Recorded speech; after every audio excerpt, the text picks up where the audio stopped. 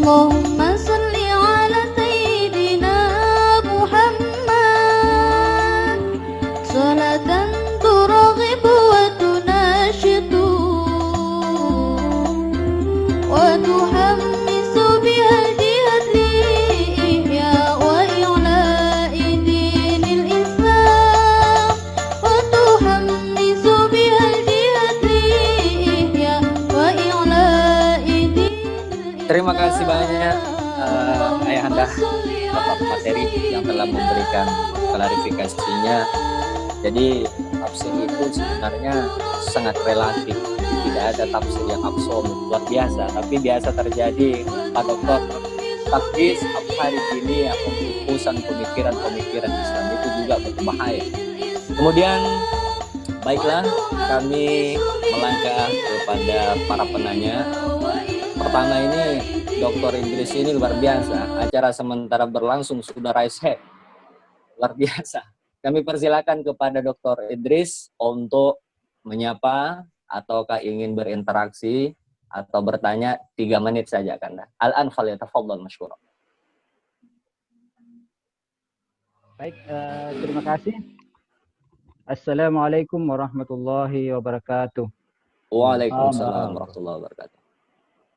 Alhamdulillahillazi bi ni'matihi tatimmus shalihat. Wassalatu wassalamu ala asyrafil makhluqat Sayyidina Muhammad wa ala alihi wa sahbihi sabiqina ilal khairat. Amma ba'd.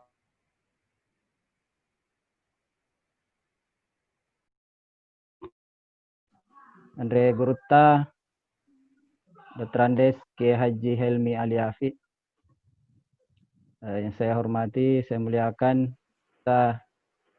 Kiai Haji Hamzah Khairia MAG, Rektor IAIN Alauddin Parepare. Maaf, Torong. Di sini juga saya mungkin menyapa sedikit Ustaz. Hadir di sini Ayahanda Dr. Andes Haji Abdurrahman Fasi MAG. Beliau Wakil Ketua 2 STI DDI Parepare bersama dengan Wakil Ketua 3 Bapak Dr. Nur Kidam M.Hum. Hadir juga Ketua STI DDI Pindrang. Ini juga Doktor Muda DDI, Dr. Mardia Said. Ya, salam kenal buat ini kakanda mungkin Dr. Abdul Mu'id Nawawi. Walaupun pesnya mungkin lebih muda dari saya. Ada kakanda Dr. Suaib Tahir, ada ayahanda Dr. Ridwan Tasa. Semua nama yang sebutkan ini saya sudah lama kenal dari kecil. Sekalipun saya tahu beliau-beliau ini tidak pernah mengenal saya. Ya, tapi itulah namanya santri harus mengenal gurunya. Yem itu nama Dora Akamaja nareko anak guru ede ni seni runa. Nareko guru ede ni seni anak guruna itu wajar karena banyak. Mungkin mohon izin moderator Akhin Al-Fadil mungkin lebih sedikit 3 menit ya. Mumpung ini waktu yang sangat berharga bagi kami. Silakan. Apa-apa sampai jam 12 malam ini. Yang pertama mungkin saya ingin memperkenalkan diri, karena tadi itu saya sudah sampaikan, saya ini mungkin di forum ini tidak dikenal. Saya Muhammad Idris Usman. Kalau background saya di DDI insya Allah secara biologis dan ideologis mungkin tidak diragukan. Saya berasal dari Kabupaten Pindrang namanya Punia. Dan setahu saya salah satu MDA DDI tertua yang dimiliki DDI itu di kampung saya, berdiri sekitar 1976. Itu lebih tua dari saya. Nah, kemudian riwayat saya santri di Kabalangan 1989, 95 dan alhamdulillah saya masih mendapatkan kejayaan DDI Kabalangan. Maksudnya kejayaan di sini masuk dari segi kuantitas dan kualitasnya. Yang pertama, saya masih mendapatkan santrinya hampir 2000-an. Saya masuk di MTS-nya sampai kelas 17. Kemudian Andre Gurutta, Allahu Yarham, Andre Gurutta Kiai Haji Abdurrahman Ambodalle dan Gurutta senior saya masih dapatkan semua, alhamdulillah. Pertama ini mohon izin saya ingin curhat, tapi saya bukan curhatnya ingin pesimis. Yang pertama saya ingin menyampaikan perbandingan saja ini kalau dibandingkan dengan webinar-webinar yang lain yang sering mungkin kita ikuti dengan jumlah partisipan yang hadir saat ini, saya kira ini menurut saya, mohon izin, mohon maaf, Tabe, itu sedikit. Dan sangat disayangkan sebenarnya, padahal narasumber kita ini sangat qualified dan mencerahkan. Tapi saya kira kita tidak boleh pesimis karena kam min fi'atin qalilatin galabat fi'atan katsiratan biiznillah. Dan saya yakin yang hadir ini kecuali saya ini adalah lisek namana DDI. Oleh karena itu tadi saya menjadi bangga menjadi anak DDI. Saya di kampung, saya lahir dari hanya 25 orang yang hadir.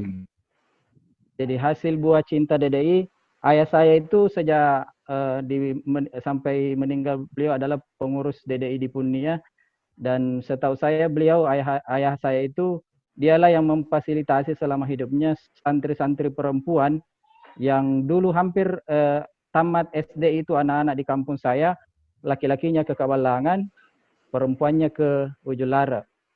Nah, ini mungkin identitas yang perlu kita, sekali lagi saya bangga menjadi DDI, dan mohon maaf saya mohon diluruskan nanti kalau saya ini dikembalikan ke jalan yang benar.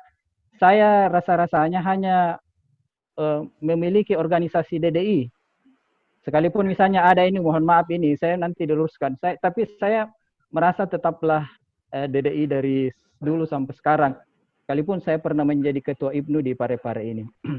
Nah, ya, itu curhat saya yang pertama. Yang kedua, mohon ini mungkin pertanyaannya memang keluar dari substansi materi yang sangat luar biasa dari guru kita berdua. Nah, ini keresahan saya juga ada indikasi sekarang, mohon diluruskan juga. Ada beberapa tokoh DDI atau anak ideologis Andre Guruta itu mendirikan pesantren, tapi kemudian mereka tidak melabeli pesantrennya itu atau madrasahnya dengan Darul Dakwah wal Irsyad. Ya, ada beberapa contoh yang pernah saya temukan, dan itu saya tidak sebut untuk menjaga kapasitasnya. Alasannya klasik, sederhana, katanya jangan-jangan katanya ini nanti kalau dikasih DDI sudah besar nanti ada yang mau ambil alih. Nah, itu mungkin perlu diluruskan menurut saya. Nah, kemudian selanjutnya saya tertarik tadi dengan mengedepankan sikap kritis.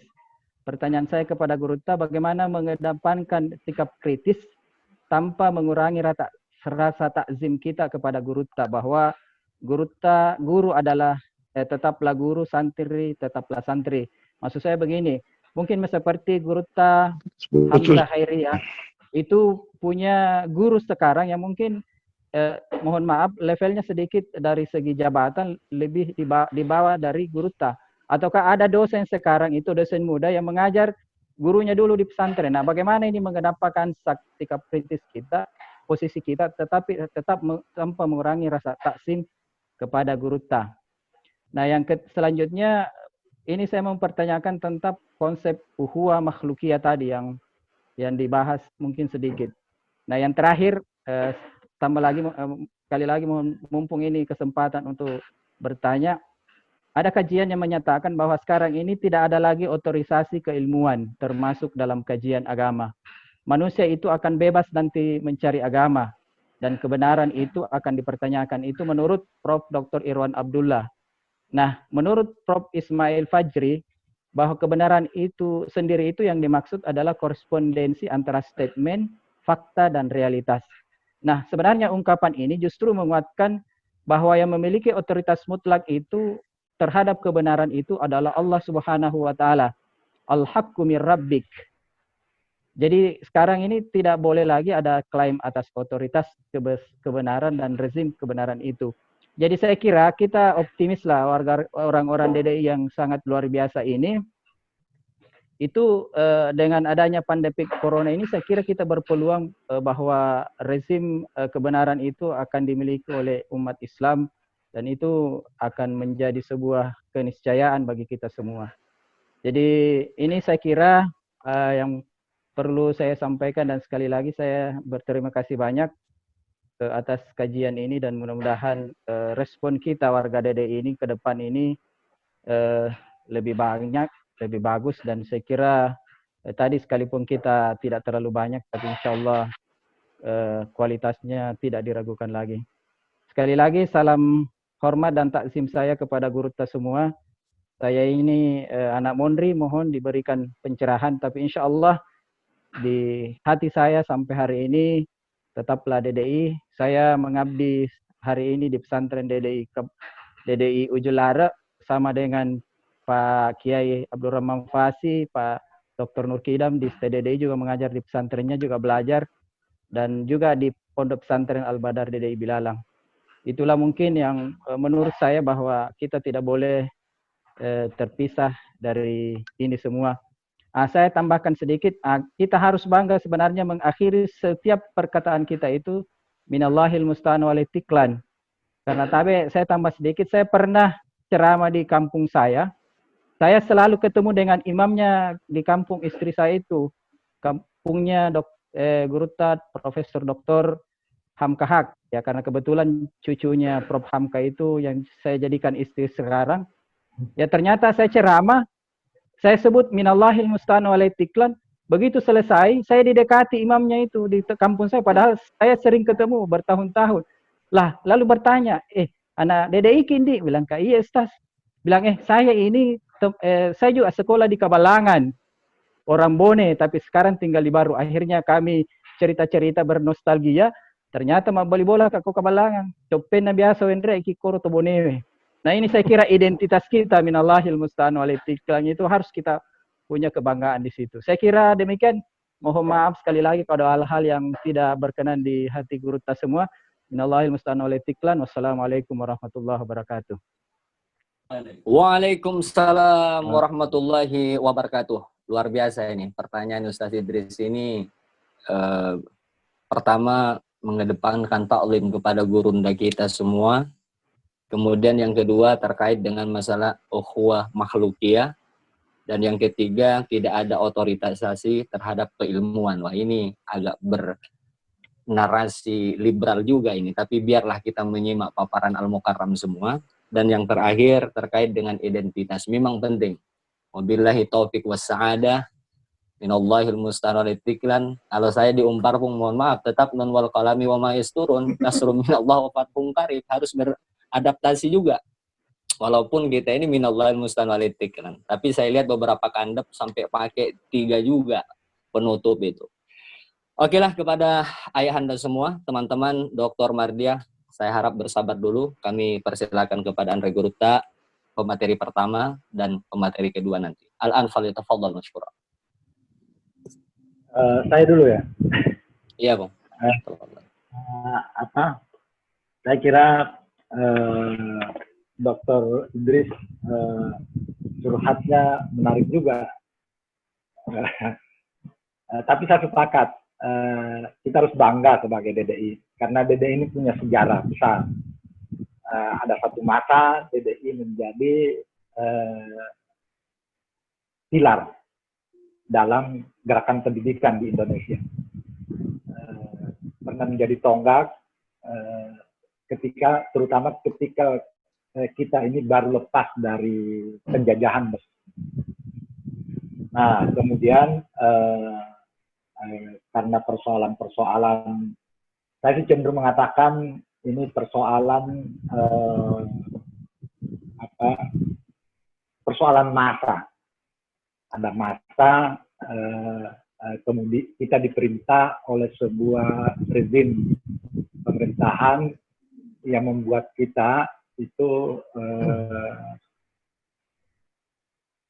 hampir kehilangan karakter sebenarnya. Kenapa begitu? Karena pemerintahan rezim Orde Baru ini memaksa kita untuk selalu berada di bawah cengkramannya. Salah satu efek dari pemerintahan Orde Baru itu adalah daya dukung dari masyarakat itu menjadi sangat lemah. Padahal sebenarnya kalau kita lihat sejarah DDI itu besar itu karena dukungan dari masyarakat. Mari kita lihat misalnya pada zaman dulu itu ketika Guru Ambok Dalek memulai itu menarik sekali itu. Awalnya ketika di Mangkoso itu beliau banyak orang belajar ke Mangkoso, lalu pada masa-masa tertentu Ramadan misalnya orang yang di belajar di Mangkoso itu dikembalikan ke kampungnya atau disebar ke kampung lain. Mereka menjadi imam taraweh, kemudian berceramah, dan lalu itu ternyata menarik bagi masyarakat. Lalu masyarakat di berbagai daerah itu datang ke Guru Tta meminta supaya dibuatkan sekolah yang sama atau buatkan pendidikan yang sama. Nah, kata Guru Tta Ambok Dalek, ya kibuan di sekolahmu, nanti saya kirimkan kamu guru. Kira-kira gitu ininya. Artinya, masyarakatlah yang membangun sekolah itu. Kemudian, kurikulum, guru, itulah yang disupport oleh Guru Tta Ambok Dalek. Jadi,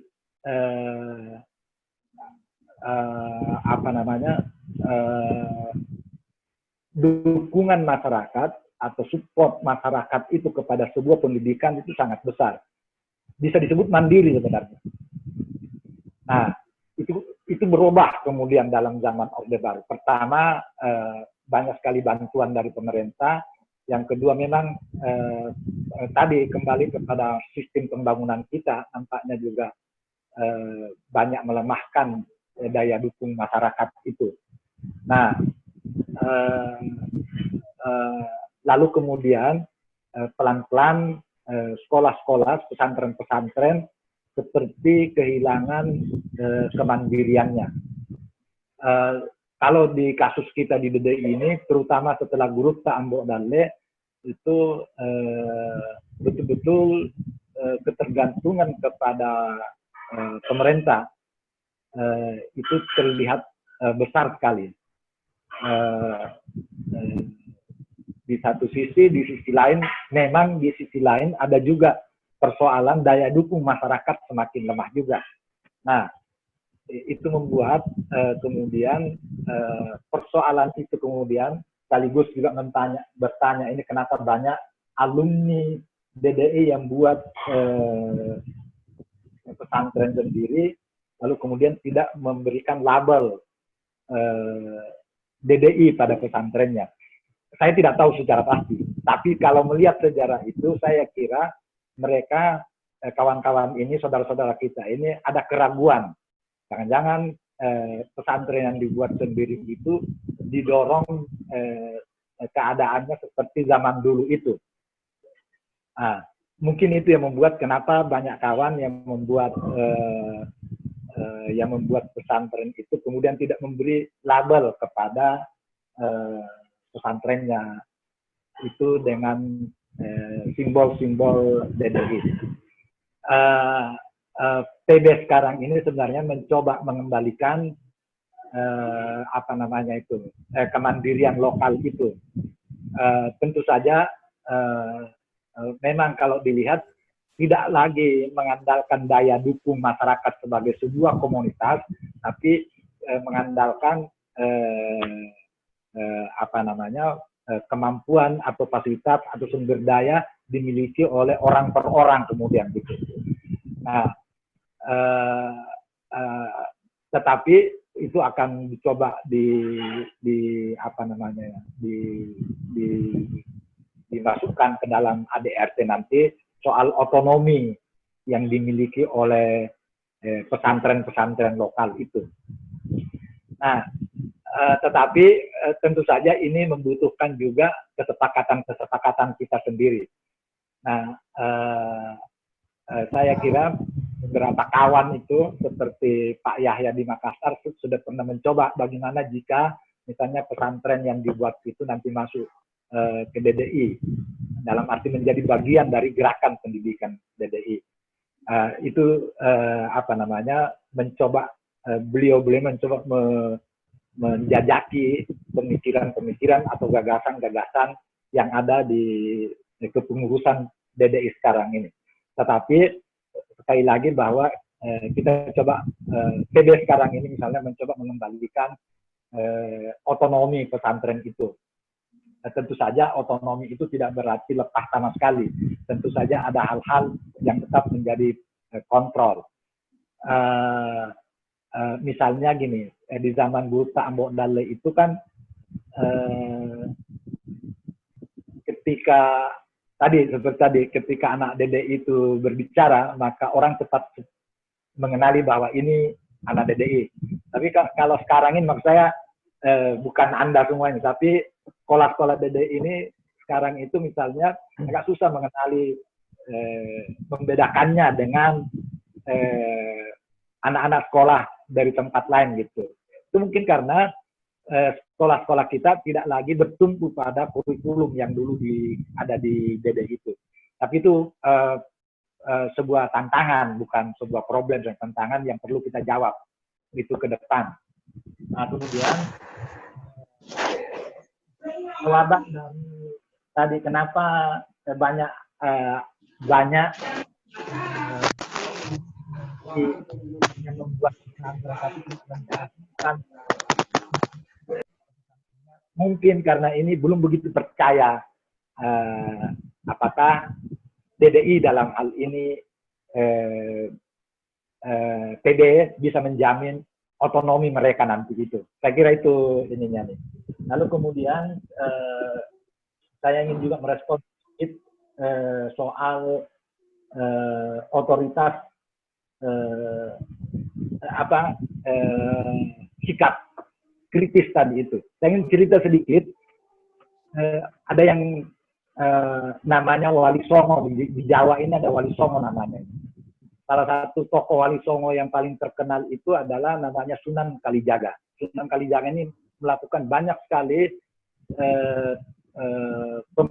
pembaharuan dari segi metodologi dakwah kepada masyarakat. Nah, Wali Songo ini terdiri dari 9 orang. Nah, tentu saja 9 orang ini juga mempunyai sikap yang berbeda-beda. Wali Songo ini itu kalau tidak salah adalah murid dari Sunan Bonang. Juga ada seniornya namanya Sunan Kudus atau siapa gitu, saya lupa. Sunan Bonang dan Sunan Kudus ini pandangan keagamannya relatif hitam putih, agak keras gitu. Nah, sementara Sunan Kalijogo ini itu sangat kreatif orangnya. Kalau istilah kita ini bijaksana lah kira-kira. Misalnya gini, kita kenal wayang itu ya, wayang kulit. Wayang kulit itu sebenarnya itu ciptaan dari Sunan Kalijogo. Bagaimana caranya menarik masyarakat itu. Lalu kalau awalnya yang namanya wayang itu kan gambarnya itu satu dinding lah, semua ada di situ. Tapi oleh Sunan Kalijogo lalu dicopot satu persatu itu, lalu dimainkan dalam sebuah cerita di depan masyarakat. Nah, tetapi ketika awalnya itu Sunan Kalijogo itu membuat wayang kulit itu dalam bentuk orang, persis gambarnya seperti orang gitu. Dan itu ditentang atau ditentang habis-habisan oleh Sunan Bonang, gurunya gitu, bahwa nggak boleh. Kita ini kalau melakukan tidak boleh sama sekali membuat gambar atau patung seperti orang itu. Itu haram pokoknya, nggak boleh gitu. Lalu Sunan Kalijogo tidak mendebat itu. Cuman dia berpikir gimana caranya kemudian supaya gagasannya itu bisa diterima. Lalu dalam proses berefleksi itu, dia buatlah gambar seperti boneka. Jadi makanya gambar wayang itu ada hidungnya panjang, kakinya pendek, dan seterusnya. Lalu itu disesuaikan kembali kepada Sidam Wali itu. Ternyata oleh Sunan Bonang dan Sunan Kudus itu diterima itu. Wah, kalau ini katanya ini boleh ini. Ini kan bukan gambar orang, ini gambar boneka gitu. Jadi nggak ada problem. Bahkan mereka lah yang membuat gamelannya itu. Jadi Sunan Kalijogo merubah, bukan merubah gagasan dasarnya, tapi dia merubah teknik atau gambar-gambar yang dia buat itu sehingga kemudian bisa ketemu dengan apa namanya, artinya tanpa mendebat gurunya itu, gagasannya itu diterima. Maka menjadilah wayang itu menyebar ke seluruh Jawa. Itu salah satu sebabnya kenapa Islam itu pada abad 14-15 itu cepat sekali menyebar. Padahal kalau menurut sejarah Islam di Indonesia sudah datang sejak abad pertama Hijriah, abad ke-7 Masehi. Sudah masuk itu. Tapi sangat lamban dibanding kemudian pada abad 14-15 itu cepat sekali menyebarnya. Nah, itu salah satu bagaimana sikap seorang santri yang kreatif, kritis melihat keadaan, tanpa harus berdebat dengan gurunya, tapi gagasannya bisa diterima. Itu satu saya kira kita bisa belajar dari Sunan Kalijogo itu. Meskipun dia orang Jawa ya, bukan orang Bugis gitu. Nah, yang kedua, soal otoritas keagamaan itu. Begini, saya kembali mengacu ke sejarah. Pada awal abad 20 itu sebenarnya muncul gerakan Islam modernisme istilahnya itu, yang dipelopori oleh Muhammad Abduh Jamaluddin Al-Afghani. Gagasan dan kawan-kawannya, gagasan dasarnya itu sebenarnya mengecam itu pendekatan para ahli fikih, mengecam yang disebut Islam tradisionalis itu. Nah, kenapa begitu? Karena dianggap ini membuat mandek pemikiran. Mereka ini kira-kira itu ingin mengembalikan bahwa otoritas keagamaan itu tidak harus pada semua orang bebas mengembangkan gagasan keagamaan itu. Nah, itulah kemudian yang direspon oleh para ulama-ulama yang dikategorikan sebagai ulama tradisionalis itu. Gagasan Muhammad Abduh, Jamaluddin Afghani, dan lain-lain itu kan kembali ke Quran dan hadis. Jadi nggak usah memperhatikan pandangan-pandangan para ulama, pokoknya kembali ke itu. Nah, tetapi secara kreatif, ulama-ulama tradisional ini mengembangkan kemudian fikihnya lebih jauh. Paling jelas itu misalnya kalau di NU itu Hasyim Asy'ari, Kiai Hasyim Asy'ari itu kemudian mengembangkan fikih nasional itu yang kemudian menjadi akar yang disebut Islam Nusantara sekarang ini. Mendorong supaya santrinya itu tidak menjadi orang yang menerima saja, tapi mencoba merespon situasi bangsanya dengan menanamkan paham-paham kebangsaan dan keindonesiaan kepada santri.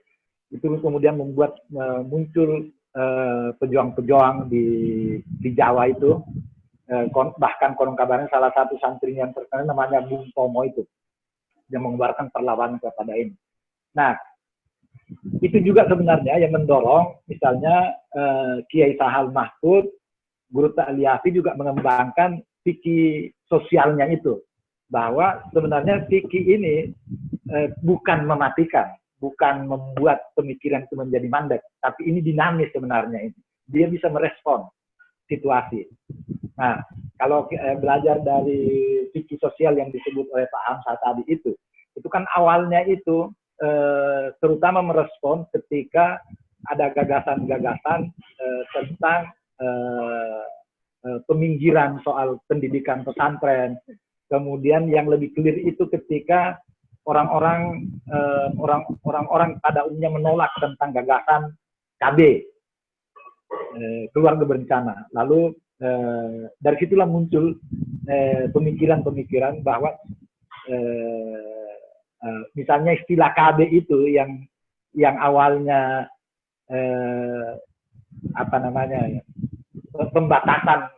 pembatasan keluarga oleh Guru Ta'liyafi dibuat menjadi pengaturan keluarga. Dengan demikian sebenarnya gagasan dasarnya tetap sama, tapi rumusannya yang dicoba diperbaiki kembali itu. Saya kira itu tanggapan saya dari pertanyaan Pak Idris tadi. Terima kasih. Assalamualaikum warahmatullahi wabarakatuh. Waalaikumsalam warahmatullahi wabarakatuh. Tadi Guru Tak mengatakan banyak alumni yang tidak membangun lembaga, tidak melabelkan DDI. Saya ini pun dikena juga, Bung, karena saya bangun pondok pesantren modern di Gorontalo yang kami join dengan Direktur Bank Papua Haji Asrafi, dan sekarang ini sudah berlangsung pendaftarannya itu. Jadi kayaknya nanti ini kalau bisa di DDI-kan juga, yang penting mekanisme pengadministrasiannya itu tidak terlalu susah, tidak berbelit-belit. Dan sekarang pun itu namanya Pondok Pesantren Modern Darul Madinah di Kabupaten Bualemo, Kecamatan Wonosari. Oke lah, kami persilakan selanjutnya kepada Ayahanda Dr. Hamzah Khairiyah untuk memberikan penjelasan terhadap pertanyaan Ustaz Idris. Al-Anfal Fadl Mashkur. Makasih. Jadi Ustadz Idris itu banyak sekali ya gagasannya tadi, ini luar biasa. Mestinya jadi narasumber juga. Kebenaran, takzim dan kritis, otoritas keagamaan atau keilmuan, ukhuwah luqiyah, identitas, itu luar biasa itu. Tentu saja beberapa percikan kita akan diskusikan. Ini saya kira kebenaran ini perspektif mana kita harus lihat. Kebenaran di tingkat keluarga ada juga ya. Kebenaran di tingkat organisasi ada juga. Kebenaran dalam kaitannya dengan pengambilan kebijakan oleh negara ada juga. Jadi kebenaran ini kita mau lihat dari mana. Nah, apa yang dilakukan oleh Sayyidina Abu Bakar itu juga bagian dari kebenaran. Jadi makanya sebenarnya kita mau melihat dari mana kebenaran itu. Tapi kebenaran yang paling tertinggi adalah kebenaran iman itu, kebenaran yang akan nanti dipertanggungjawabkan dari di sini saja dan di sana juga nanti. Itu yang paling tertinggi. Nah, di DDI ada kebenaran gitu. Kebenaran apa? Kita hargai, kita punya guru, takzimnya itu seperti apa dan kritisnya itu seperti apa. Nah, saya kira begini, persoalan kritis ini persoalan intelektual, persoalan akal. Lalu kemudian takzim kepada guru bukan persoalan intelektual tetapi masuk kepada wilayah hati gitu. Ini saya kira tempatnya berbeda, tetapi sebagai seorang santri kita bisa padukan gitu. Saya menghormati oleh kiai saya karena itu persoalan hati. Nah, persoalan hati itu masuk pada wilayah tasawuf. Kenapa ada berkah misalnya, berkah ala pesantren gitu? Itu karena itu tadi sufistik itu. Jadi kita lihat Pak Kiai, misalnya guru kita itu, kita hormat dia. Kita, termasuk saya dulu, misalnya cium tangan dan sebagainya. Malah kita punya Kiai itu, kalau dia minum, kita ambil minumannya seperti itu. Ini bukan persoalan kritis, ini persoalan takzim kita. Kita masuk pada wilayah sufistik itu. Nah, hubungan mursyid, apa istilahnya itu yang jalan. Nah, saya kira ini yang harus dibangun itu. Jadi, ada kemarin satu pertanyaan. Mengapa kemudian Nabi itu dulu melarang menziarahi kubur, lalu kemudian ada sisnya ala pazuruha, lalu kemudian membolehkan itu. Menurut saya, itu adalah gabungan. Kalau dulu itu lebih kepada fikih, larangan. Hadis pertama itu larangan, itu umum, itu fikih. Tetapi kemudian kondisi berubah. Nah, lalu kemudian memberi ruang, itu adalah persoalan gabungan antara fikih dengan dengan sufi itu. Takzim tadi itu, menghormati itu. Jadi, Nabi kemudian itu seakan-akan membangun komunikasi antara orang yang hidup dengan orang yang sudah wafat duluan. Ada komunikasi. Itu masuk pada persoalan hati. Nah, di pesantren itu seperti yang saya katakan tadi, kritis ini harus ada gitu. Kita mengkritisi itu. Tetapi jangan lupa sufistik ini harus juga dibangun itu. Nah, saya kira dalam dunia tasawuf itu kita belajar kepada orang yang mati itu jauh lebih hebat dibanding dengan belajar sama yang hidup gitu. Bisa nggak rasionalitas melihat ini? Saya kira tidak. Nah, kita punya kiai, dia datang pada malam hari misalnya mengajarkan kepada muridnya, itu juga.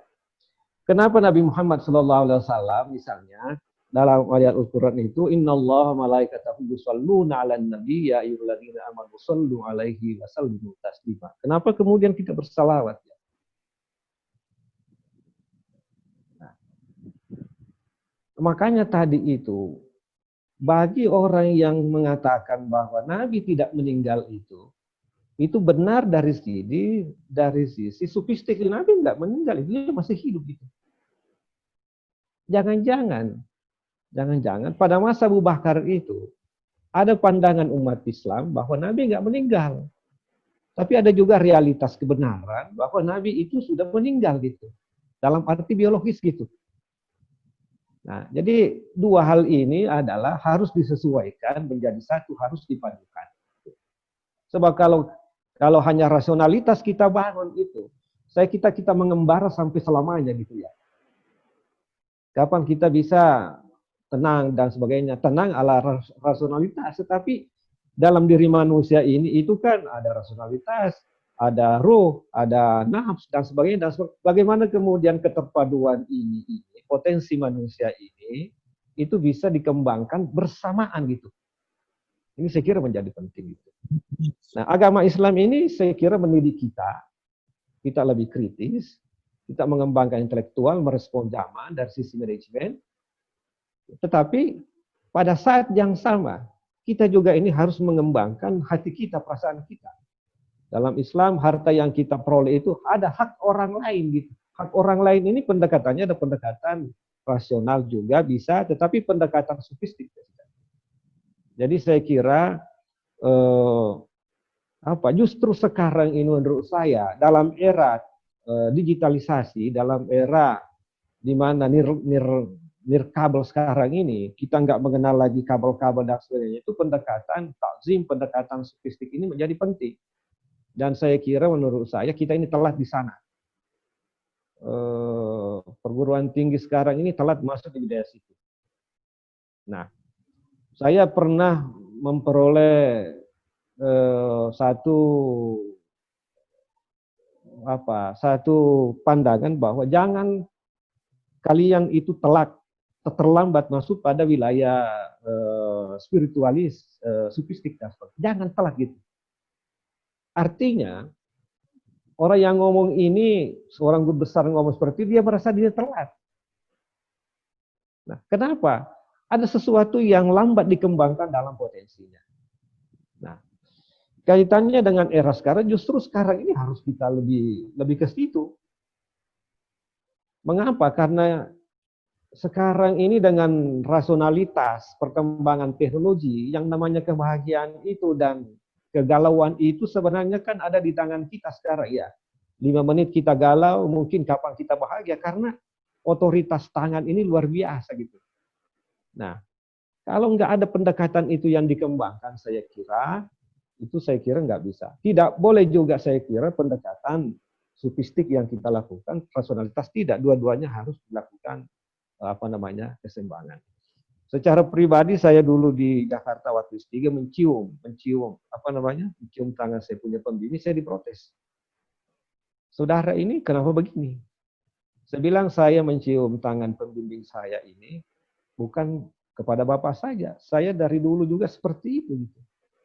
Nah, saya ingin minta ada transfer keilmuan dari sana gitu. Nah, itu sebagian dari konsep berkas seperti itu.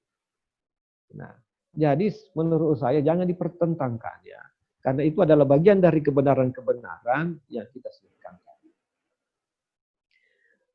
Yang berikut otoritas keagamaan, otoritas keilmuan saya kira tetap ada ya. Kayak Al-Quran itu normatifnya fas'alu ahla zikri in kuntum la ta'lamun. Saya kira seperti itu.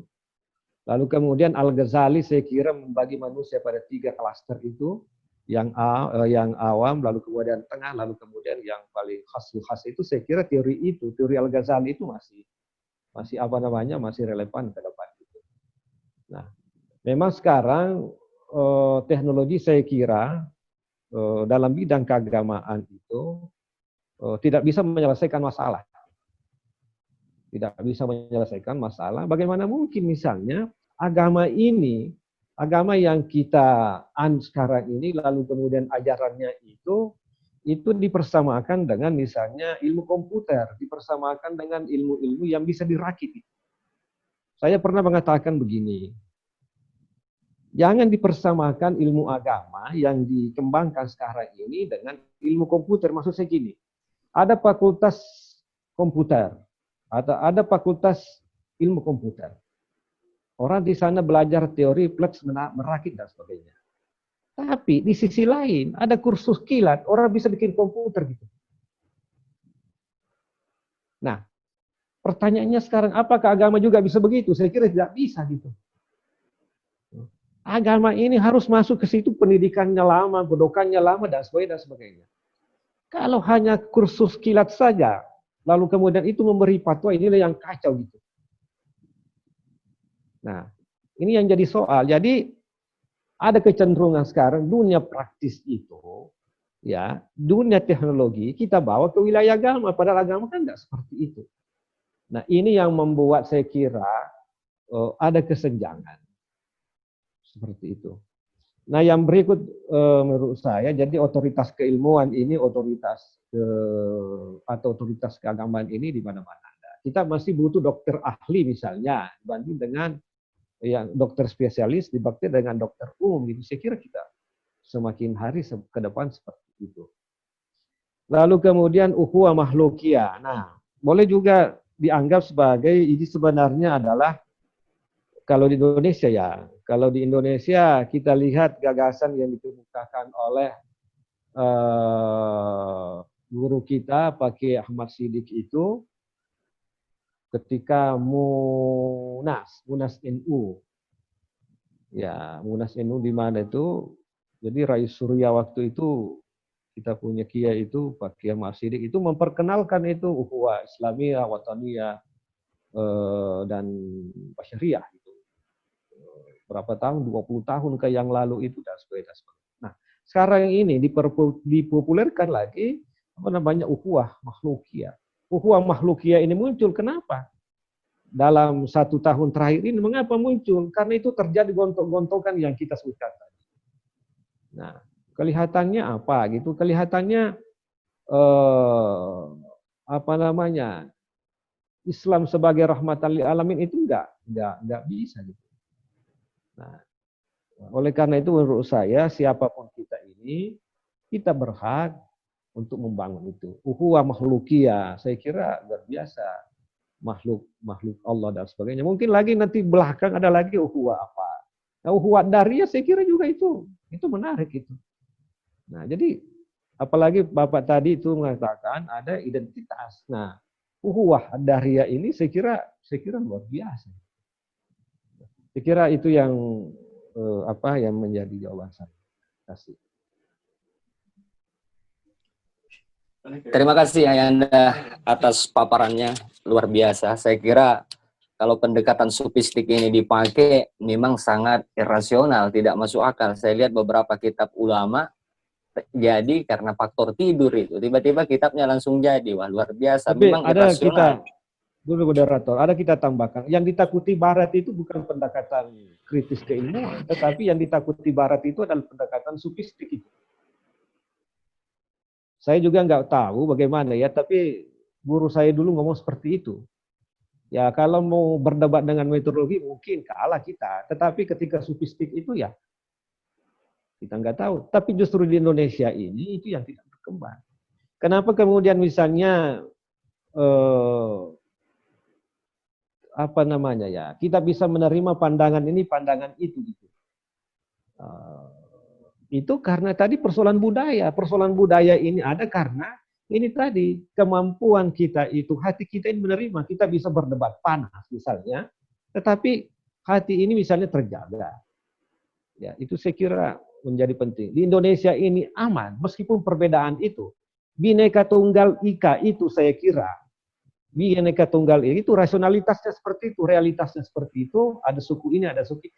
tetapi kita ini bersatu dalam hati. Nah, ini saya kira pendekatannya juga ada di sana. Nah, jadi kita menerima itu bukan karena persoalan rasionalitas saja, tetapi karena ada kesepakatan. Nah, saya kira persoalan ini pada pondok-pondok pesantren, persoalan sofistik ini bukan hal baru. Bukan hal baru, tetapi di perguruan tinggi saya kira ya mungkin jarang-jarang ada seperti itu. Dan ini kelihatannya tergeser dengan pemikiran Barat. Nah, ada tadi penanya pertama itu yang mengatakan itu ya hikmah itu adalah sesuatu yang hilang. Hilang dalam arti hilang dalam dunia sosiologis misalnya, saya kira ini penting kita lakukan pemaduan seperti itu. Saya kira masyarakat kita dulu itu juga ketika bersalawat tadi itu ada misalnya gelas yang jatuh misalnya lalu mengatakan Muhammad itu dulu kan ada kita orang Bugis orang ya misalnya ada yang jatuh di situ ada sesuatu atau talepo aja apa namanya itu kaki kita ini itu kan yang kita ingat itu bukan la ilaha illallah itu belakangan itu yang kita ingat itu Muhammad itu. Kenapa Muhammad itu? Itu artinya Muhammad itu adalah masih hidup itu. Apa itu ayatnya itu Ustaz? Ada itu. Apa itu? Wa ma Muhammadun illa rasul, betul. Enggak, ada itu ayatnya bahwa wa ma kana Allahu mu'adzibahum wa anta fihim. Wa anta fihim. Jadi ketika disebut namanya itu enggak ada bukan azab itu. Walaupun sakit tapi sakitnya enggak parah gitu. Nah, ini artinya bahwa dari sisi sosiologis itu orang sudah lakukan semua. Tetapi dari sisi kajian, kenapa kemudian di Indonesia itu kering gitu? Maksud saya tertinggal gitu. Nah, ini juga menjadi menjadi pertanyaan kita. Nah, saya kira ya itu ya. Oke. Terima kasih Ayahanda. Semoga pencerahan pada malam ini sangat memberikan inspirasi bagi kita. Narasi-narasi seperti ini perlu kita kembangkan. Oke. Untuk mempersingkat lagi, bukan mempersingkat waktu, tetap kita permintaannya Ustaz Zikri jam 12. Mudah-mudahan ayahanda semua dengan tawajuh seperti ini menambah energi positif kita ini. Kayaknya peserta ini bertahan terus. Saya baca dulu ada teman kita yang dari Aceh Tengah, kemudian ada juga yang dari Semarang menyimak juga kita ini, kajian-kajian kita ini malam ini, alhamdulillah semua bertahan. Ya, kemudian oke lah kami persilakan kepada Ibu Dr. Rabi'ah Mardiah Said untuk bertanya atau menyapa atau berinteraksi dengan kita semua. Al-an falyatafaddali mashkura. Bismillahirrahmanirrahim. Assalamualaikum warahmatullahi wabarakatuh. Waalaikumsalam warahmatullahi wabarakatuh. Alhamdulillah wa syukurillah. Terima kasih yang pertama-tama saya ucapkan kepada moderator memberikan kesempatan kepada kami. Yang kedua saya ingin menyapa dulu Guru Ta Kiai Haji Helmi Aliyafid. Sebetulnya itu saya pernah bertemu Guru Ta ini dalam acara riset di perguruan tinggi zamannya Pak Marzuki Wahid, Bang. Ya. Waktu itu beliau itu dipanggil Kak Helmi, jadi beliau itu akrabnya kita panggil Kak Helmi zamannya Pak Marzuki Wahid. Gitu. Jadi lebih akrab rasanya itu Kak Helmi, tapi di sini kita memperoleh ilmu beliau sangat mendalam. Termasuk beliau ini salah satu penguji dari riset-riset yang saya lakukan waktu itu antara tahun 2007 dengan tahun 2008 waktu masih kuliah di Ciputat. Ya, kemudian saya kuliah juga di Bandung waktu itu di 2 perguruan tinggi waktu itu bolak-balik antara Jakarta. Barangkali saksinya itu ya Kak Dr. Muid lah. Ya. Yang kedua saya sapa Guru Ta Kak Hamzah. Jadi beliau juga itu di perguruan tinggi itu lebih kita dekat dengan panggilan Kak Hamzah. Tapi di sini kita semua bertemu alhamdulillah. Baik, tadi itu apa namanya dikatakan forum ini saya kenalkan juga bahwa baru sebelum corona kami diamanahkan menjadi ketua STAI DDI Pindrang. Ini suatu amanah yang tidak ringan. Saya tidak mau mengatakan berat. Ya, ini tidak ringan. Di saat Profesor Hamdan mohon kami untuk Makassar untuk mutasi, tapi di sisi lain teman-teman di Pindrang itu meyakinkan bahwa kamu bisa. Padahal ini kegiatan kami selama ini, saya secara pribadi ya, selain mengajar juga pekerjaan paling utama sebagai ibu rumah tangga. Apakah ini ibu rumah tangga ini mampu membangun DDI yang sebagaimana yang diharapkan teman-teman di Pindrang? Baik, yang pertama saya kira ini adalah tentang share tentang DDI. Saya menyebutnya itu DDI dalam peradaban baru atau perspektif. Beberapa menit yang lalu, selama 30 menit saya berbicara dengan Guru Tak Profesor Andi Syamsul Bahri. Tadi 30 menit yang lalu, saya meminta juga beliau bagaimana memberikan penguatan-penguatan hati dalam membangun DDI ini. Ya, Guru Tak. Jadi saya kira DDI ini dalam perspektif baru, maksudnya ini perspektif baru, saya kira perlu mengambil strategi baru dalam merangkul semua warga DDI. Kata Guru Tak tadi, Profesor Andi Syamsul Bahri, bahwa kita lupakanlah masa lalu. Masa lalu yang begitu ini pasca keemasan dari kepemimpinan Guru Tak Kiai Haji Abdurrahman Ambaudale, itu betul-betul terjadi. Ini kami anak mondriki di Nepwange. Jadi artinya betul-betul tidak memahami tapi bisa mencium, ya bisa mencium polemik yang terjadi, chaos yang terjadi. Kalau dalam teori kompleksitas itu saya meyakini bahwa dalam teori kompleksitas di dalam kesemrautan ada keteraturan. Di dalam kesemrautan ada keteraturan. Saya memahami ini sebetulnya itu makna dari inna ma'al usri yusra. Jadi saya meyakini bahwa kami diangkat sebagai ketua STAI DDI ini perlu sebetulnya akademisi pejuang.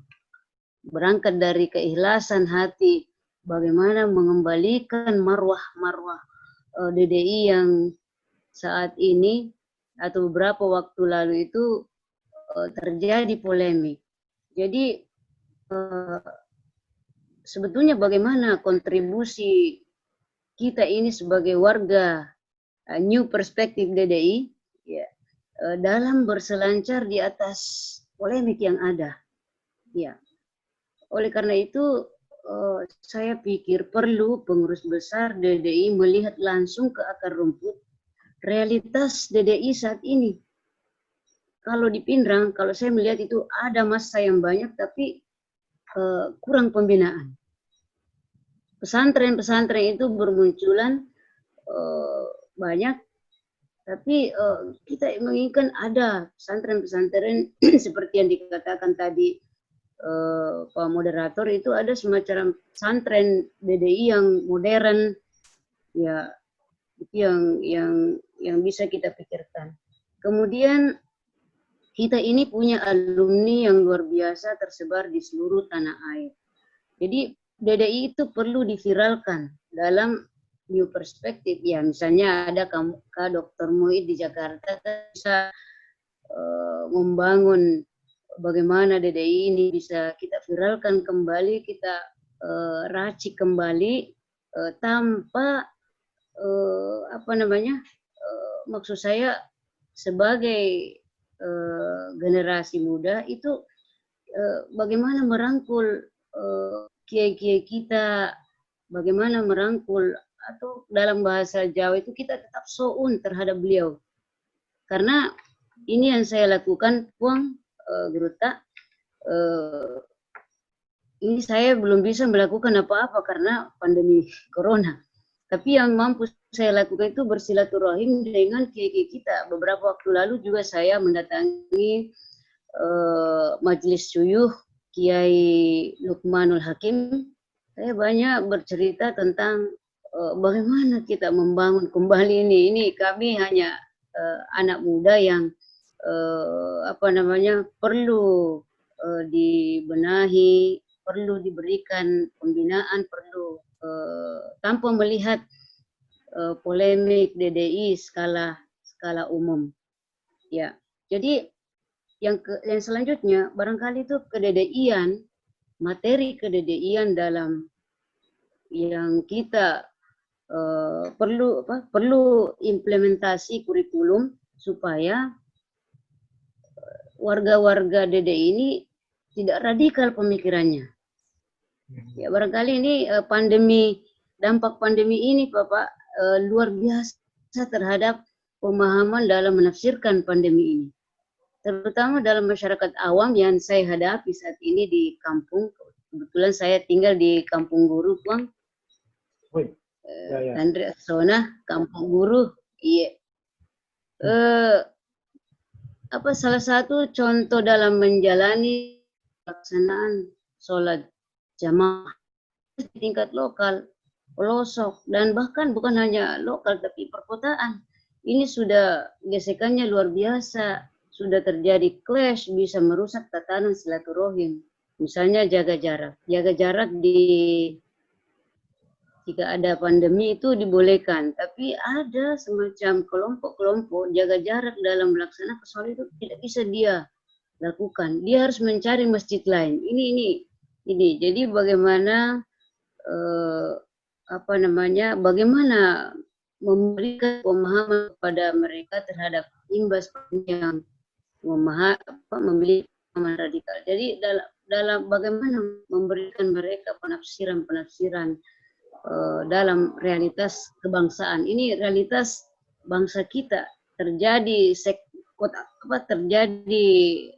silaturahim yang sudah yang dikatakan tadi itu silaturahim dalam tataran makhlukiyah ini sudah hampir rusak ini Pak, terutama antara tokoh masyarakat, ulama, orang-orang yang memiliki pemikiran yang radikal.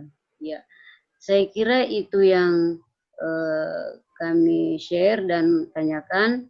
Lebih dan kurangnya mohon dimaafkan, mohon bantuannya teman-teman atau semua warga yang ada dalam seminar ini. Saya kira ini adalah seminar yang paling mendalam, pesertanya tidak terlalu banyak, tetapi saya kira teman-teman yang hadir itu rugi. Ini adalah kajian yang paling mendalam yang pernah saya ikuti selama Ramadan, selama seminar. Ya.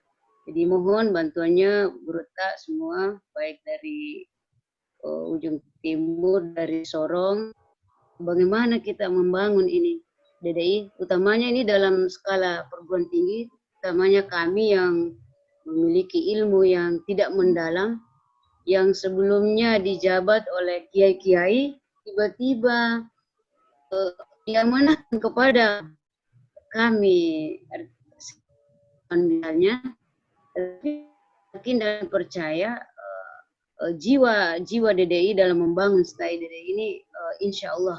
Ya, mohon pencerahannya Guru Tak.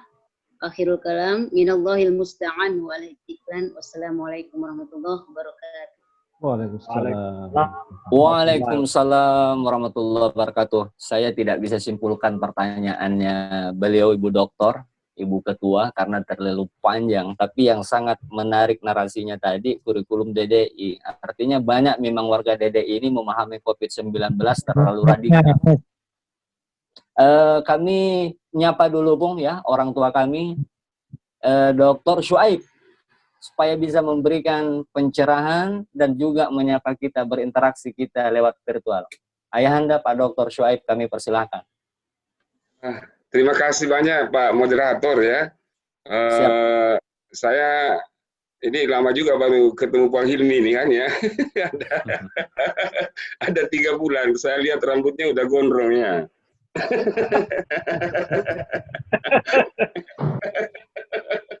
Sama sekali, saya terakhir ketemu waktu almarhumah meninggal gitu kan, ini sejak itu belum pernah lagi ketemu. Kangen juga ini, cuma bicara aja lewat telepon aja, tapi ini baru kali ini saya lihat mukanya banyak sekali. Saya perubahan ini semakin munawar, ini semakin bercahaya saya lihat mukanya ini Bang Hildi ini kan ya. Terima kasih juga kepada Pak Hamzah dari IAIN Sorong. Ini juga lama baru ketemu Pak Rektor ya. Mungkin kita terakhir ketemu waktu halal bihalal di rumah Pak Menak tahun berapa tuh Pak ya? Ya, dengan 2 tahun lalu kah ya? Ya, dengan Pak Lahaji ya. Saya cuma ingin share aja ini sedikit satu hal ini, dan mungkin juga ini mungkin perlu perhatian juga buat seluruh peserta video conference malam ini. Pertama tadi kemarin saya ketemu dengan LPOI ya, Lembaga Persahabatan Ormas Islam, yang dipimpin oleh Bapak Kiai Haji Said Agil kan ya. Nah, dalam pertemuan saya dengan LPOI ini, hampir semua ormas-ormas Islam yang berdiri di zaman kemerdekaan itu semua ada di situ, kecuali mungkin DDI dan Al Khairat kan. Bahkan DDI tidak pernah disinggung gitu kan ya. Artinya seakan-akan DDI itu tidak dikenal oleh mereka gitu kan ya. Saya sedih juga sebenarnya kan, makanya setelah pertemuan resmi dengan mereka saya bincang-bincang dengan sekjennya kan ya, dengan wakil ketuanya, bahwa saya punya ormas Islam di Indonesia Timur yang cukup besar kan, cabangnya banyak sekali, pengurus wilayahnya juga hampir di beberapa provinsi di Indonesia Timur, madrasahnya ada, mungkin itu kalau dihitung-hitung Pak mungkin ada 1000 gitu kan.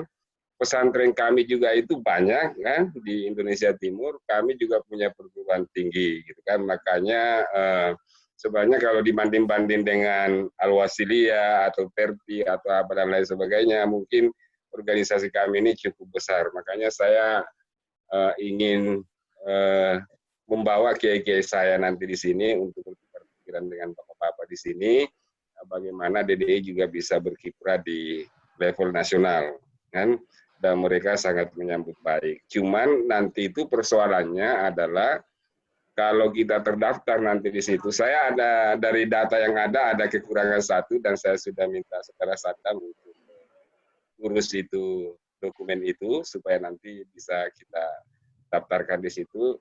Nah, cuma mungkin persoalannya nanti ini karena dibutuhkan orang-orang yang aktif untuk mewakili DDI di setiap pertemuan-pertemuan yang dilakukan oleh LPO ini yang membahas berbagai isu-isu nasional yang seringkali bersama dengan DPR, bersama dengan pemerintah, dan lain-lain sebagainya. Nah, ini tentu teman-teman di Jakarta dan juga mungkin yang di daerah atau yang juga sering ke Jakarta seperti Pak Rektor ini, peluang-peluang seperti itu mungkin bisa dimanfaatkan karena banyak juga di sana dari kalangan-kalangan akademisi dan tokoh masyarakat yang berkecimpung di LPO itu saya lihat.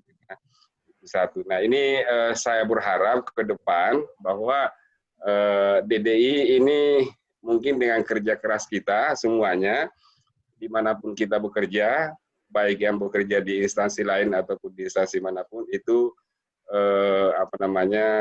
semua harus tetap menjadikan DDI itu sebagai bagian yang tak terpisahkan dari diri mereka untuk bagaimana membantu DDI ke depan. Karena saya perhatikan banyaknya warga-warga kita yang sebenarnya sudah tercerabut ya dari akarnya, artinya mereka tidak mau lagi mengurus DDI dan sudah tidak peduli lagi dengan DDI. Padahal banyak sekali yang kita bisa banggakan di DDI itu sendiri kan ya. Ya mungkin seperti contoh adalah malam ini betapa pemakaian atau pembicara begitu memiliki kapabilitas yang cukup baik, tapi seperti kata teman-teman bahwa pesertanya cuma berapa. Nah, ini juga persoalan di DDI ini adalah bagaimana membangkitkan semangat teman-teman di DDI ini dalam hal-hal yang terkait dengan keilmiaan dan intelektualitas. Karena sangat berbeda dengan misalkan di NU atau di Muhammadiyah, yang dimana video-video mereka itu banyak sekali hal-hal yang memberikan pencerahan kepada kita kalau kita mengikuti video-video yang disebar oleh NU dengan Muhammadiyah itu dan diikuti oleh warga NU dan warga Muhammadiyah itu banyak sekali yang memberikan pencerahan. Dan saya yakin bahwa ilmu-ilmu yang dimiliki oleh orang-orang NU itu, orang-orang NU ini dan orang-orang Muhammadiyah juga ada di DDI, kan? Cuma mungkin semangat untuk memviralkan atau semangat untuk untuk membangun intelektualitas dan keilmuan di lingkungan DDI itu agak minim. Nah, ini mungkin tanggung jawab kita semua, khususnya seperti Pak Rektor ini, bagaimana mendukung teman-teman, kan? Untuk memiliki semangat yang kuat dalam upaya meningkatkan intelektualitas teman-teman. Kemudian yang kedua, ya mungkin menanggapi misal tanggapan dari Bu Dr. Mardia ini, ya saya juga dari Pindrang, Bu Mardia gitu kan ya. Ya memang ya semaksimal mungkin ya bagaimana membawa DDI ini ke arah yang lebih baik. Dalam artian bagaimana kita kembali kepada prinsip-prinsip awal yang telah dibangun oleh Gurutta itu sendiri.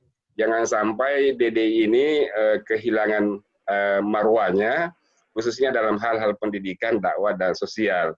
Ini yang sekarang kita upayakan, oleh karenanya kita mengharapkan semua partisipasi teman-teman gitu kan, dan alumni dan juga warga DDI agar hal-hal yang terkait dengan skat-skat itu yang sering kita klaim itu supaya kita dari sekarang kita harus pelan-pelan untuk menghilangkan dan sama-sama untuk bertekad untuk membangun DDI. Saya pikir cuma itu saja yang saya bisa sampaikan, dan terima kasih kepada Pak Rektor dan juga Pong Hilmi. Mudah-mudahan hari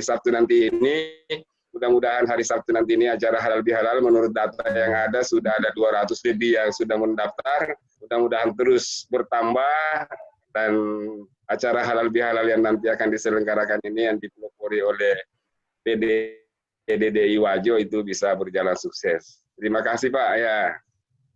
Terima kasih. Assalamualaikum. Waalaikumsalam warahmatullahi wabarakatuh. Luar biasa. Kami persilakan kepada Gurutta Puang Ilmi untuk memberikan klarifikasi atau penjelasan. Terima kasih.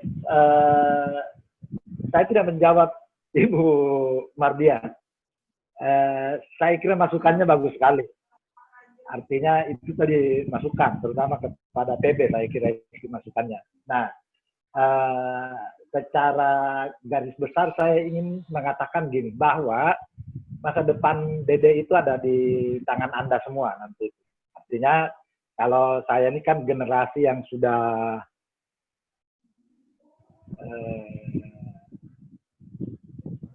bukan generasi terdahulu juga, tapi ini generasi yang kira-kira ini seperti transisi gitu ke depan.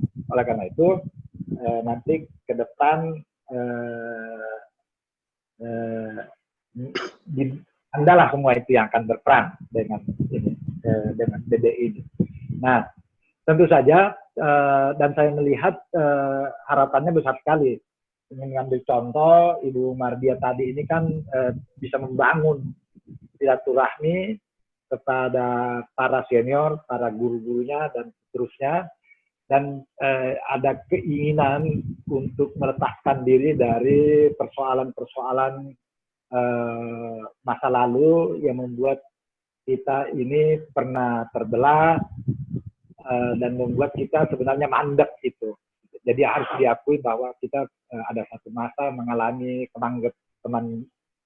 kemandekan, lebih banyak membuang energi pada persoalan-persoalan internal yang sebenarnya lebih banyak dipicu oleh faktor-faktor dari luar. Itu yang saya sebut tadi itu, saya ingin mengatakan bahwa itu faktor luar sebenarnya ini banyak kepentingan politik praktis yang masuk ke dalam DDI. Sehingga kalau kita misalnya bisa memilah itu, insya Allah ke depan kita akan lebih bisa menyamakan misi kita tentang DDI. Dan melihat potensi yang ada sekarang, saya kira harapan itu insya Allah akan terwujud. Melihat semangat dan kebanggaan sebagai DDI. Nah, akibat dari misalnya persoalan-persoalan masa lalu itu, ya meskipun terasakan sekarang, itu perlu menjadi pelajaran bagi kita.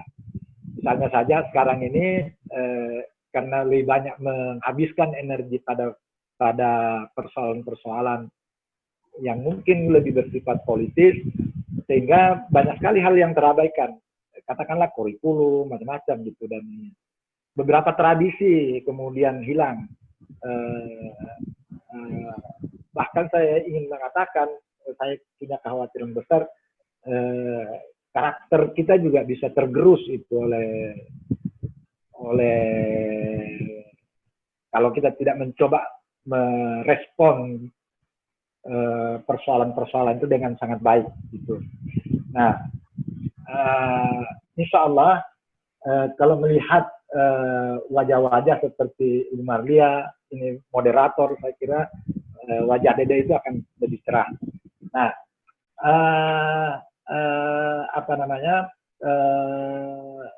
tentang apa yang disebutkan oleh Pak Suhaid Tahir itu, saya kira itu menjadi pekerjaan rumah bagi kita semua, sehingga kita mencoba menyambut merespon supaya kita bisa menjadi bagian dari proses-proses dialog nasional itu. Hanya saja mungkin catatan saya adalah bahwa Waalaikumsalam. Kita akan merespon itu dengan tetap berpijak bahwa kita ini pada dasarnya adalah gerakan pendidikan dan dakwah itu. Basis kita adalah pendidikan dan dakwah. Atau kalau mau lebih konkret, basis kita ya madrasah, ya pesantren dan sekolah. Mungkin itu yang membedakan kita dengan misalnya NU yang lebih berbasis pada massa. Nah, oleh karena itu kita berpijak ke situ dalam merespon berbagai hal, sehingga karakter Dede ini akan tetap kelihatan atau tetap akan menonjol keluar tanpa tertutupi oleh karakter organisasi-organisasi lain. Itu catatan saya. Nah, insya Allah ini nanti kalau pandemi selesai mungkin perlu ketemu dengan Ibu Mardia ini nanti. Insya Allah nanti kalau mungkin. Saya kira itu catatan saya dari Ibu Mardia dan Pak Suhaid. Oke. Terima kasih banyak, Pung. Luar biasa pencerahannya ini. Saya persilakan kepada gurunda kami. Tapi sebelumnya, Pung, ada sedikit yang menggelitik bagi saya pribadi. Pertama, warga DDI ini, warga Adaria ini selalu tampil dalam aspek jam'iyahnya lewat organisasi lain. Jadi kalau di MUI kita, di Sulsel ini secara jam'iyah, organisasi lain yang memang memberi kontribusi besar. Tapi kayaknya menarasikan sesuatu atas nama DDI secara individualis itu kecil sekali. Jadi kalau di Sulawesi Selatan, Pung, secara jam'iyah tetap kita berada di garda terdepan seperti Guru Tak Subaco, Guru Tak Farid, tidak bisa kita nafikan. Tapi secara individual, kayaknya Pung sangat riskan saya melihat itu. Kepada Ayahanda Gurunda Rektor Yayan Som kami persilakan. Fadhal. Ya, makasih. Saya kira kita punya forum ini ya betul sedikit, tapi saya kira pikiran-pikirannya luar biasa ya. Dr. Mardia, Dr. Suhaid Tahir, Pak Hasbullah, PhD, banyak sekali saya kira. Ini luar biasa. Makanya kemudian manajemen forum ini perlu diperbaiki di ini. Gagasan-gagasan yang muncul baik narasumber maupun teman-teman partisipan ini, kalau ini ditelaah kembali, itu menurut saya luar biasa. Pikiran-pikiran yang punya harapan masa depan yang menurut saya luar biasa. Memang bicara DDI, saya juga orang DDI, saya kira. Ya ini era digital ya. Saya biasa mengatakan ke teman-teman bahwa sekarang ini dalam era digital ini, terutama setelah ada corona ini, hampir semua yang besar itu berpeluang jadi kecil. Jadi hampir yang namanya kecil itu berpeluang bisa besar. Artinya begini, kita akan ketemu yang besar dan yang kecil itu akan memiliki satu kebutuhan yang sama pada penguasaan teknologi. Ya, memang kebesaran misalnya sebuah organisasi masa lalu atau yang masa sekarang ini sebelum ada corona memang besar. Tetapi dalam era digital ini belum tentu bisa besar gitu. Sebaliknya, sebuah organisasi yang misalnya vakum gitu. Vakum, tetapi setelah era sekarang ini itu bisa jadi melejit menjadi besar gitu. Nah, sama juga dengan perguruan tinggi. Perguruan tinggi yang dulu kita kenal besar sebelum era digital itu belum tentu dia besar pada era digital, pasca digital gitu. Demikian juga perguruan tinggi yang dulunya kecil misalnya sebelum era digital belum tentu tetap kecil, bisa jadi peluang besar gitu. Jadi yang saya ingin katakan bahwa era digital sekarang ini menjadi kebutuhan bersama gitu. Nah, tadi Ketua STAIS DDI Pindra ini saya kira luar biasa. Ukhuwah Ad-Dariyah dengan menggunakan fasilitas digital ini bisa jadi besar gitu. Nah, kita bisa ketemu ini lintas geografis menurut saya ini luar biasa. Tidak pernah kebayangkan ketemu ini, tapi kan faktanya bisa gitu. Jadi apa yang tidak bisa dulu itu sudah menjadi bisa sekarang. Apa yang tidak mungkin dulu sudah menjadi seperti itu. Jadi harapan tadi Pak Kiai itu masa depan itu adalah sebuah keniscayaan. Jadi penguasaan teknologi sekarang ini menjadi sebuah sesuatu yang harus diburu dan sebuah menjadi keniscayaan. Nah, oleh karena itu menurut saya filosofi teknologi itu pertama murah. Sangat murah. Yang kedua, ada satu hal yang perlu kita sikapi adalah pergerakannya sangat cepat gitu. Nah, gagasan-gagasan yang kita diskusikan tadi ini bicara orang DDI ya. Ini kemudian ormas lain akan kerja. Karena apa yang kita pikir sekarang ini tentang peluang-peluang masa depan, itu juga sudah dipikir orang-orang lain. Itu yang membedakan zaman dulu dengan zaman teknologi sekarang. Kalau dulu kan banyak kelangkaan. Nah kalau sekarang tidak, yang kita diskusikan ini 5 menit kemudian itu juga didiskusikan di sana. Nah, jadi fastabiqul khairat, khairun nasi anfa'uhum linnas. Saya kira ayat dan hadis ini saya kira perlu kita terjemahkan dalam era digital sekarang. Saya ingin mengatakan bahwa tidak menutup kemungkinan DDI nanti akan menjadi panglima organisasi ke depan kalau kita mampu menguasai teknologi. Nah, tidak menutup juga kemungkinan organisasi yang besar sekarang ini itu akan menjadi tiarap ketika kemudian nggak mampu mengikuti teknologi. Jadi pertarungan sekarang kita ini nggak ada lagi yang besar, nggak ada lagi yang kecil. Semua kita sama. Kita semua sama di depan teknologi. Ini saya kira menjadi penting kita lihat. Nah, kita melihat sumber daya DDI ini luar biasa. Saya katakan tadi dalam 5 tahun terakhir ini, banyak sekali. Dokternya banyak sekali, bukan hanya dalam negeri, tapi lintas negara saya kira banyak, Pak.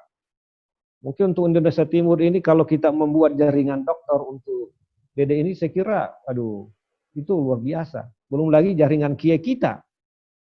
Nah, ini kan menjadi sebuah aset yang dibutuhkan oleh masyarakat digital sekarang ini. Nah, tadi kita mendiskusikan tentang otoritas keilmuan itu, saya kira nggak ada yang bisa membereskan kitab kuning ya, kecuali kita punya sentra yang luar biasa dalam menyelesaikan kasus-kasus radikalisme, mengawinkan antara Pancasila dengan Islam, dan organisasi transnasional, saya kira DDI ini harus mengambil peran yang luar biasa. Nah, standarnya, merajiknya kemana, saya kira luar biasa, nggak diragukan lagi. Nah, menurut saya ini, saya kira malam ini ya terbuka pikiran kita semua bahwa ternyata kita ini besar gitu. Kita memang mungkin perlu di-manage. Makanya tadi dari awal saya katakan bahwa kita bersyukur sekali pengurus daerah DDI Wajo ini melakukan sebuah terobosan itu mempertemukan kita di dunia maya seperti itu. Jadi Bu Marlia ini, Dr. Marlia ini bukan sendiri dengan ukhuwah dia itu bisa menjadi banyak di sebelah kiri, kanan, belakang, dan sebagainya. Nah, saya kira Dr. Suhaib Tahir bisa menjadi konsultan ya pendidikan di sana. Kalau kami juga dibutuhkan, kami juga bisa, saya kira bisa itu. Meskipun secara geografis ini kita tidak sama. Nah, oleh karena itu menurut saya, isu-isu geografis sekarang ini sudah harus dihilangkan. Pinrang Jakarta itu nggak ada lagi persoalan gitu. Nah, jadi setelah era digital plus corona ini menurut saya ada beberapa isu strategis yang harus direvisi dan dibuang. Digantikan dengan hal-hal yang lebih inovatif itu. Jadi isu tentang geografis itu nggak ada lagi batas sekarang ini. Yang kedua tentang kenapa kemudian ukhuwah makhlukiyah hadir, karena keseimbangan alam dalam arti keseimbangan internal umat Islam dan sebagainya itu sudah menjadi hal yang harus didaur ulang gitu. Nah, daur ulangnya lewat mana? Lewat teknologi gitu. Nah, saya kira sangat optimis malam ini dengan adanya digitalisasi plus corona ini, menurut saya ini adalah sebuah peluang besar untuk kita loncat meninggalkan pekerjaan-pekerjaan yang terbengkalai itu, dan di depan kita ini banyak potensi yang luar biasa. Saya kira itu yang menjadi menarik menurut saya tentang kededian ini. Saya kira kededian ini memang kita perlu rancang. Saya kira kededian yang kita bangun dulu itu, maksud saya bukan bangun yang kita lihat, yang kita diskusikan itu masih berbasis kepada masyarakat agraris gitu. Islam dan masyarakat agraris gitu. Nah, kita ini sudah lompatannya luar biasa. Islamnya kita ada, tetapi kita lagi bukan umumnya masyarakat agraris. Kita sudah masuk pada informasi, lalu kemudian digital, pasca corona, dan saya kira penyesuaian ini menjadi penting. Tetapi mabda'nya saya kira masih tetap ada, tetapi narasinya dan istilah yang kita pakai ini sudah kita harus revisi untuk menyongsong misalnya bagaimana kemudian perubahan teknologi 5.0 dan sebagainya. Itu saya kira menjadi penting. Jadi kededian saya kira perlu kita melihat perkembangannya dengan tetap berpijak kepada mabda yang telah ada sebelumnya. Tentang Islam ya. Islam ini kita lebih tertarik melihat Islam itu rahmatan lil alamin. Tetapi kita tempatkan di mana gitu. Nah, selalu kita mengatakan bahwa Islam itu Islam rahmatan lil alamin. Tetapi posisinya itu ada di mana? Posisinya dalam intelektual itu kan nggak ada gitu. Nah, oleh karena itu menurut saya mungkin kita perlu membuat wacana bahwa visi besar Islam itu adalah rahmatan lil alamin, bukan yang lain. Gitu. Nah, yang lain itu hanya adalah instrumen untuk menegakkan visi besar Islam ini rahmatan lil alamin. Nah, kenapa kita beribadah misalnya kepada Allah itu lil alamin untuk dunia wal akhirah gitu ya. Nah, kenapa kita berbuat baik kepada lingkungan? Ya, fid dunia dan sebagainya. Nah, alamnya alam apa? Alam dunia gitu. Kenapa kita berbuat baik misalnya pada saat disembeli ke sana, apa itu hewan sembeli berbuat baik. Itu juga adalah bagian dari rahmatan lil alamin. Jadi visi besar yang diusung ini adalah rahmatan lil alamin. Nah, bagaimana kemudian visi besar Islam ini kita terjemahkan ke dunia nyata, dan saya kira DDI di sini termasuk kita semua perlu melihat visi besar Islam ini kita terjemahkan seperti apa. NU itu sudah menerjemahkannya sebagai Islam Nusantara gitu. Muhammadiyah juga sudah melakukan seperti itu. Nah sekarang ini kita seperti apa? Inilah saya kira beberapa hal yang mesti kita kita bereskan dalam wacana intelektual kita. Nah, masyarakat yang milenial saya kira itu memiliki karakteristik yang berbeda dengan masyarakat kita dulu. Masyarakat yang milenial ini masyarakat yang mengandalkan dia punya visual gitu ya. Kemampuan visual, kemampuan melihat beda dengan kita dulu. Masyarakat agraris itu. Nah, masyarakat milenial ini mobilitasnya sangat kuat. Jadi jangan heran ke depan, loyalitas itu akan sedikit menurun. Dulu ketika DDI dibangun misalnya pada awal kepemimpinan Guru itu masyarakat agraris itu masyarakat yang memiliki loyalitas dan gerakannya itu lambat sekali masyarakat itu. Tinggal di pedesaan, pertanian dan sebagainya. Tapi Guru itu sangat mobile gitu. Tetapi ketika sekarang ini masyarakat yang kita hadapi adalah masyarakat milenial itu jari temalinya itu luar biasa, informasinya sangat lancar gitu. Nah, sehingga kemudian loyalitas itu akan berpengaruh. Nah, dulu ketika misalnya di daerah selatan, mau ke sini nggak ada. Yang ada adalah DDI. Yang ada adalah Kiai. Sumbernya adalah tunggal gitu. Nah sekarang ini, anak-anak kita ini bukan lagi masjid, bukan lagi siapa yang menjadi panutan. Males sekarang ini, dalam era milenial ini, orang tua di rumah itu bukan lagi menjadi figur. Yang figur itu adalah yang ada di Facebook dan sebagainya. Dan ini saya kira, itu mempengaruhi perilaku keagamaan kita. Nah, ini enak kita bicara ya, enak sekali kita bicara malam ini sampai jam 2 malam nggak apa-apa ya. Di Papua ini sudah jam berapa ya? Nah, ini mungkin perlu kesadaran kita bahwa ada 3 kelas sekarang ini lompatan umat Islam berkaitan dengan teknologi. Dulu pada awalnya, masyarakat itu hanya menerima gambar saja. Dia pasif itu. Nah, lalu kemudian, dan ini berlaku kepada semua. Yang berpendidikan, yang tidak berpendidikan sekalipun, itu berlaku semua. Nah, yang menerima gambar. Nah, lalu kemudian berkembang. Naik kelas 2 apa? Men-share gambar itu. Dia kirim ke teman-temannya. Naik lagi kelas 3. Kelas 3 apa? Dia mengomentari gambar itu. Jadi semua sekarang ini masyarakat kita yang memiliki HP itu dia sudah menjadi konsumen gambar, konsumen berita. Dia sudah naik menjadi distributor berita. Bahkan dia juga melakukan produksi berita. Nah, ini semua bisa melakukan ini. Nah, kita juga malam ini seperti itu. Kita membaca berita, membaca gambar, merespon DDI Wajo, lalu kemudian kita juga bagi kepada teman. Setelah itulah, nah pertanyaannya perubahan masyarakat inilah yang kita harus terjadi. Jangan-jangan jaringan dokter kita di DDI ini lebih banyak masuk pada wilayah kelas 2. Tahapan kedua yaitu menerima gambar, lalu kemudian mendistribusikan gambar, tetapi tidak mengomentari gambar itu. Nah sekarang ini kita sudah harus memadukan pada level yang ketiga adalah kita harus komentari gambar itu. Dan ada level yang keempat.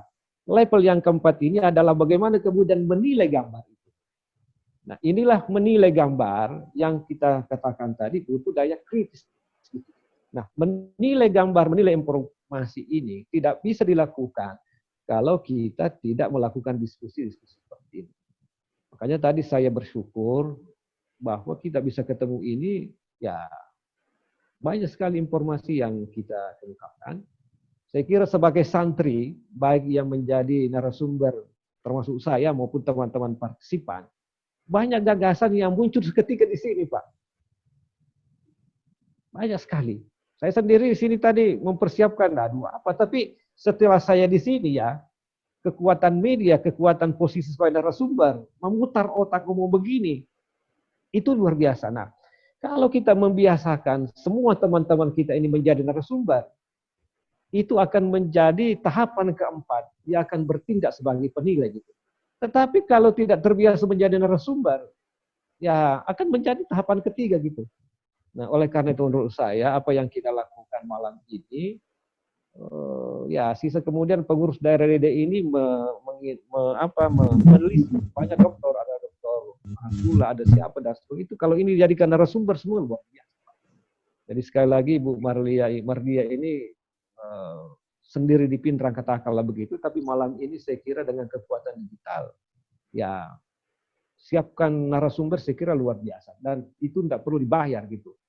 Nah semua gratis gitu untuk kepentingan Adaria. Inilah saya kira menurut saya ini adalah sebuah berkah yang kita dapat. Saya juga nanti misalnya ketika kami butuh narasumber dari di Sorong ya ada Dr.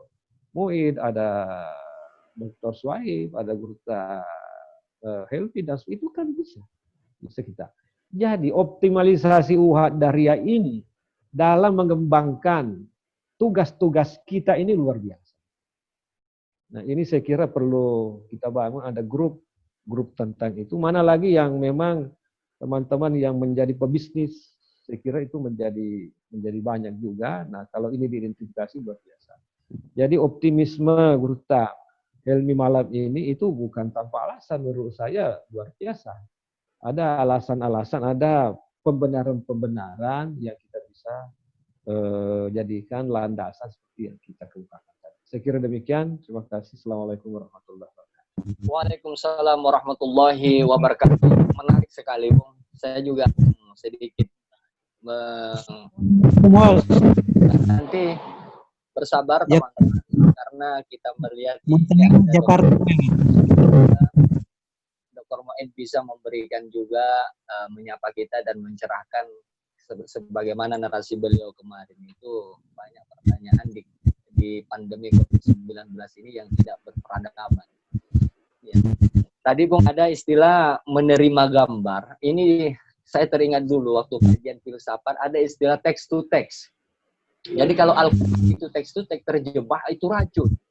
Ternyata Al-Guru tadi mengatakan menerima gambar, mengomentari, menilai yang menjadi obat atau madu ketika Al-Quran itu bukan text to text tapi text to content. Dari teks ke isi itulah tafsir atau inner meaning of the text, itulah yang disebut dengan istilah takwil. Ini menarik korelasinya dengan paparan Ayahanda Rektor Yayan Sorong. Kemudian selanjutnya kami menyapa kakak kami Dr. Muid. Assalamualaikum. Untuk memberikan klarifikasi kepada kami. Bagi teman-teman atau partisipan yang lain, saya kira bersabar dulu. Kami persilakan memberikan pencerahan supaya kita ini menjadi makhluk berperadaban. Saya teringat tadi DDI ini ada di peradaban yang baru. Gimana komentarnya kata Al-Anfal? Allahumma